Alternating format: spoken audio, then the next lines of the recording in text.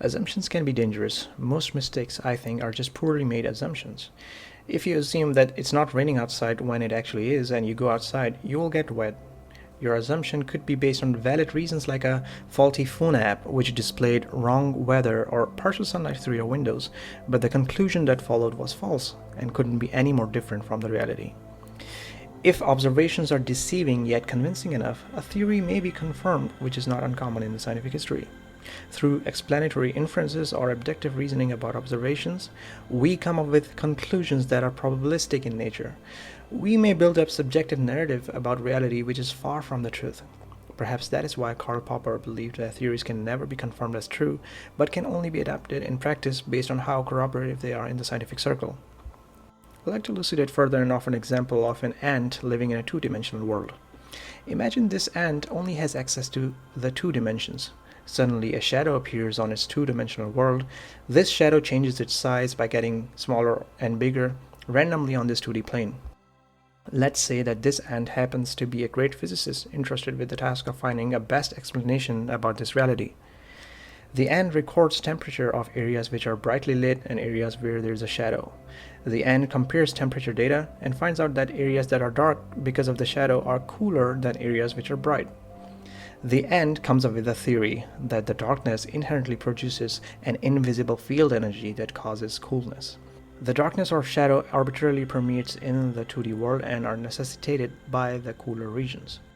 Now for the Royal Scientific Society of Ants, this theory is the best thing available that describes their reality because it has great predictive and corroborative power. However, from our perspective as people living in a three-dimensional world, we find limitations and flaws in their understanding as we can see their reality more vividly.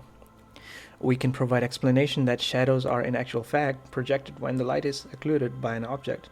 For an ant, our description of their reality may seem bizarre and as it conflicts with theirs.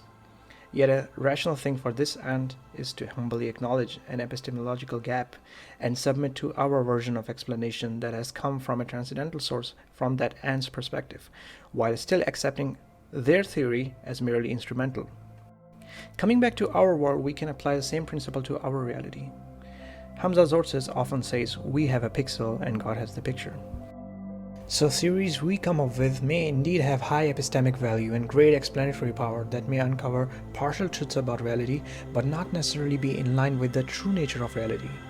Speaking in Kuhn's language, it is possible that when we feel certain about reality, history teaches us that a new paradigm might take over and shake the foundations of our current paradigm. If we have good reasons not to deny the existence of a superior being or creator that created or caused this reality that we live in, it follows from that whatever explanation that entity reveals to us, may it be metaphysical or teleological about our reality, is objectively true, even if it seems a bit strange to us. So things revealed about the origination of this universe, reasons for our existence, or moral values are at least worth examining. We are limited by tools available to us when studying about reality. Just like the two-dimensional ant, we can only uncover so much with what we have been granted within our limited epistemology. Knowing how much we do not know is the first step of realizing that reality as we understand could be drastically different from how we explain it to be. Till next time.